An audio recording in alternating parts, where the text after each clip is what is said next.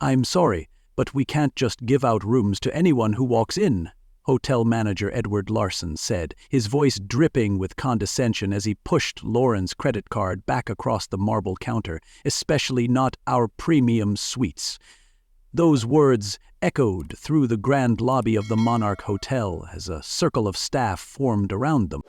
One young woman leaned over to her colleague, whispering just loud enough to be heard, "Yeah, right, she doesn't even look like she belongs in a place like this."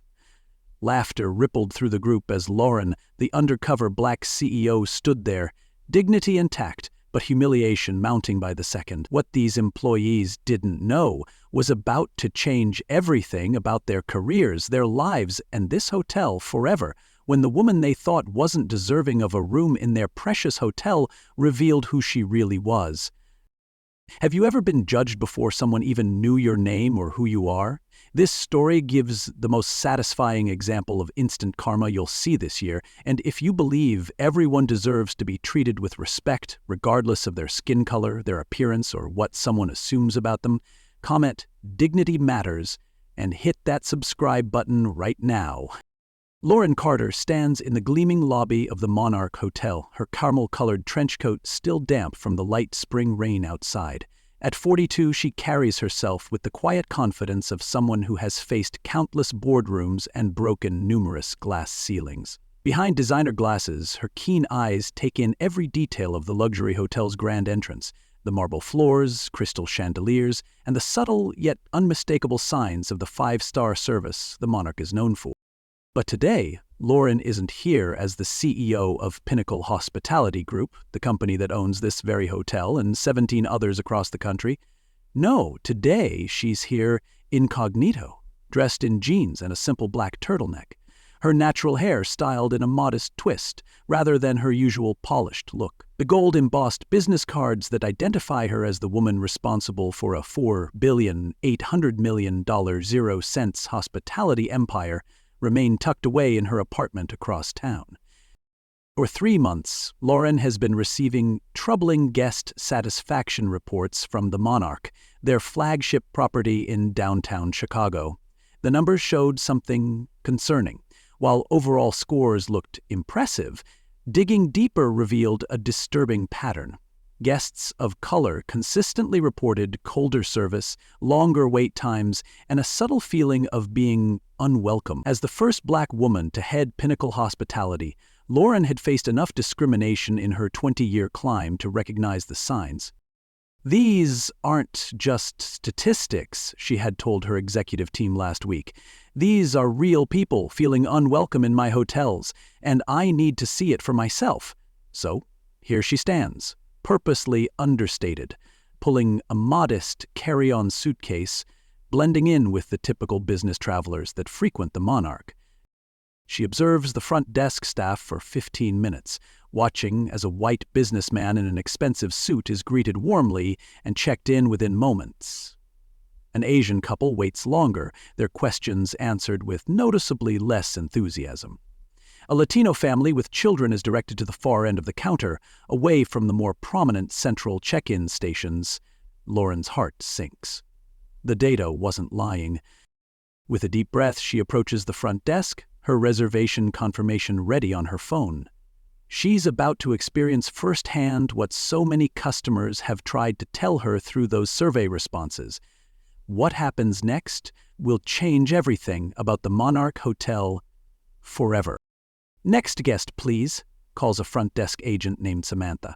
Her voice is noticeably cooler than the cheerful tone she'd used with the previous guest, a white woman in a designer blazer who'd been escorted to the elevator with recommendations for exclusive nearby restaurants. Lauren steps forward, professional smile in place. "Good afternoon. I have a reservation for tonight." She slides her ID and credit card across the granite counter, along with her phone displaying the confirmation number. Samantha glances at Lauren's ID, then at Lauren herself, her eyes lingering a beat too long on Lauren's casual attire and natural hair. Something shifts in her expression, subtle but unmistakable. "One moment, please," she says, her voice clipped as she begins typing with exaggerated focus. I'm not seeing your reservation here," Samantha says after a moment, not making eye contact. Are you sure you have the right hotel? Lauren keeps her composure. Yes, I'm certain. The confirmation number is right there on my phone. Samantha sighs, making a show of typing again. Our system shows no availability tonight. Perhaps there was a glitch in the online booking system. A white couple approaches the desk beside Lauren. Another agent immediately greets them warmly. Welcome to the Monarch. How may I assist you today? We don't have a reservation, the man says. Just decided to treat ourselves to a night in the city. Let me check what we have available for you, the agent responds enthusiastically. We have several lovely rooms, including a junior suite with a city view. Lauren watches this exchange, her suspicions confirmed. She turns back to Samantha. I'd like to speak with the manager, please. Our manager is very busy, Samantha replies, and unfortunately, without a valid reservation, there's not much anyone can do. We're fully booked. Her eyes flick to Lauren's modest suitcase. Perhaps one of the budget hotels a few blocks over would be more suitable? The implication hangs in the air between them, sharp and stinging. Several other staff members have drifted closer, forming an unconscious barrier of crisp uniforms and judgmental stares. From across the lobby, a man in an expensive suit watches the interaction with interest. This is Edward Larson, the Monarch's general manager. The person Lauren came here specifically to evaluate, and he's now walking straight toward them. Edward Larson strides across the lobby, his Italian leather shoes clicking against marble, authority radiating from his tall frame. At 54, with salt and pepper hair and a tailored navy suit, he looks every bit the part of an elite hotel manager, polished, professional, intimidating. Is there a problem here, Samantha? He asks, his voice cultivated for both command and charm. His gaze slides dismissively over Lauren before returning to his employee. This woman claims to have a reservation, but I can't find anything in the system, Samantha explains, emphasizing woman in a way that makes it sound like something else entirely. Edward turns to Lauren with a practiced smile that doesn't reach his eyes. I'm Edward Larson, general manager of the Monarch. I understand there's some confusion about your reservation? There's no confusion on my part. Lauren responds calmly. I made a reservation 3 days ago for a premium king room. I have the confirmation right here. She displays her phone again. Edward barely glances at it. Our system is the final authority on reservations, and if Samantha can't find it, then I'm afraid there's nothing we can do. His voice drops lower. The Monarch caters to a certain caliber of guest. Perhaps there's been a misunderstanding about the nature of our establishment. The lobby seems to quiet around them, other guests pretending not to stare while hotel staff exchange knowing glances. A security guard drifts closer, positioning himself within earshot, not obviously threatening, but clearly present. I'd like to book a room now then, Lauren says, her credit card still on the counter, a platinum card that should silence any questions about her ability to pay. Edward's smile tightens. I'm afraid that won't be possible. As Samantha mentioned, we're fully booked tonight. He gestures vaguely toward her modest attire. The Comfort Inn downtown might be more aligned with your expectations.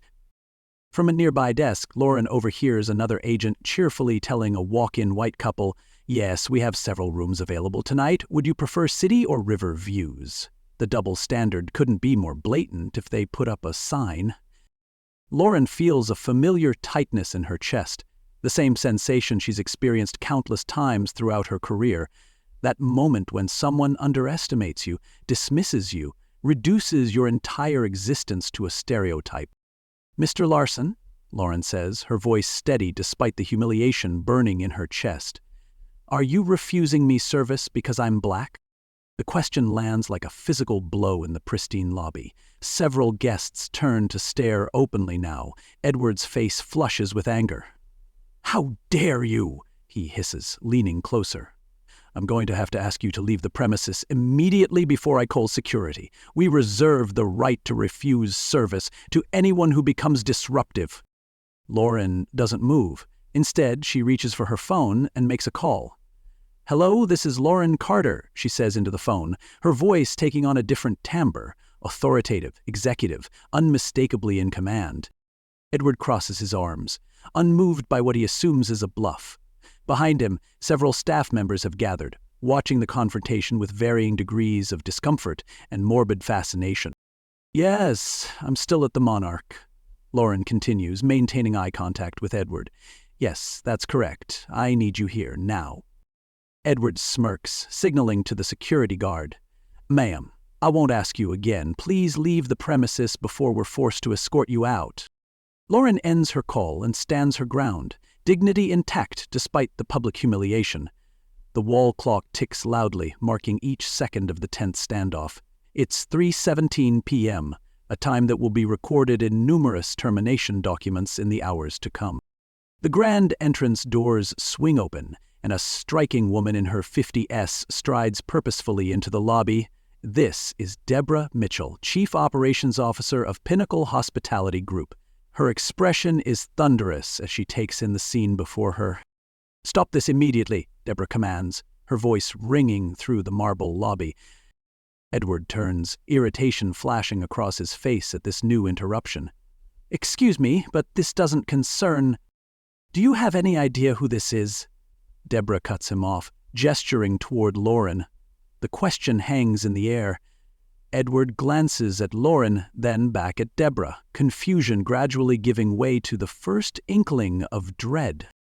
"This," Deborah announces, her voice carrying throughout the now silent lobby, "is Lauren Carter, CEO of Pinnacle Hospitality Group, your boss." Edward's face drains of color. Behind him, Samantha gasps audibly, her hand flying to her mouth. Other staff members freeze in horror as the realization dawns on them. That's impossible," Edward stammers. "Lauren Carter is standing right in front of you," Lauren finishes for him. "And I've been watching how you treat guests who look like me for the past 40 minutes. The security cameras positioned discreetly throughout the lobby have captured everything, every dismissive glance, every preferential treatment of white guests, every moment of the humiliating exchange. The same system designed to protect the hotel from external threats has just documented the threat that existed from within." Edward's professional facade crumbles completely as the truth crashes down around him. Everything he thought he knew about his position, his authority, his future, all of it collapsing in a single catastrophic moment of clarity. And Lauren Carter, the woman he just tried to remove from her own hotel, stands before him with the calm, steady gaze of someone who has seen this story play out far too many times before. The Monarch's lobby has transformed into a stage where power dynamics have dramatically shifted. Lauren stands at its center, no longer the dismissed customer, but the revealed CEO, while Edward seems to physically shrink with each passing second. "Pull up the security footage from the past hour," Lauren instructs Deborah, who immediately taps commands into her tablet. "And I want access to all customer service records for the past 6 months, sorted by demographic data." Edward finds his voice, desperation edging in. "Miss Carter, there's clearly been a misunderstanding. Had I known who you were—" "That's precisely the problem, isn't it?" Lauren interrupts, her voice calm but firm. "The issue isn't how you treated me once you knew who I was. It's how you treat people when you think they don't matter." On Deborah's tablet, security footage displays in split-screen format a white couple receiving immediate assistance, juxtaposed with a black family waiting excessive times for the same service. Edward personally escorting wealthy-looking white guests to their rooms while minority guests navigate the hotel unassisted. Samantha's warm smile instantly cooling when customers of color approach her counter. "Every interaction in this hotel is recorded," Lauren explains, her voice carrying to the staff, who have gathered in a loose semicircle, watching their careers implode in real time. "Every single one. And what we're seeing is a pattern of discrimination so blatant it violates not only our company policies, but federal public accommodation laws." The hotel's ornate wall clock ticks loudly in the silence. Outside the floor-to-ceiling windows, Chicago continues its afternoon bustle, unaware of the professional execution happening within these marble walls. "Edward Larson," Lauren says formally, "you're terminated, effective immediately." Edward's face contorts with shock. "You can't just—" I can and I have, Lauren states simply. Samantha, you're also terminated. Both of you will be escorted to collect your personal belongings and then off the premises. Samantha begins to cry, mascara streaking down her face. Please, I was just following Edward's example. I need this job. Lauren feels no satisfaction in this moment, only the heavy responsibility of correcting a systemic failure. Actions have consequences. The culture you helped create in this hotel has hurt countless guests and damaged our brand integrity.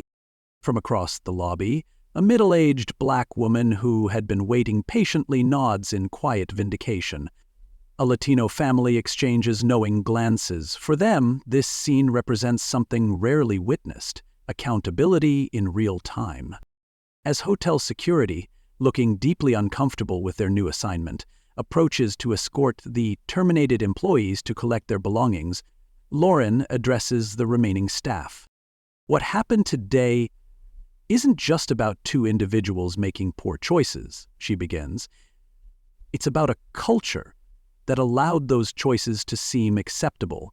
Starting right now, that culture changes. The terminated employees exit through a side door. Careers ended, reputations in tatters, carrying small boxes of personal items. The image is powerful in its finality, consequences delivered swiftly and without ambiguity.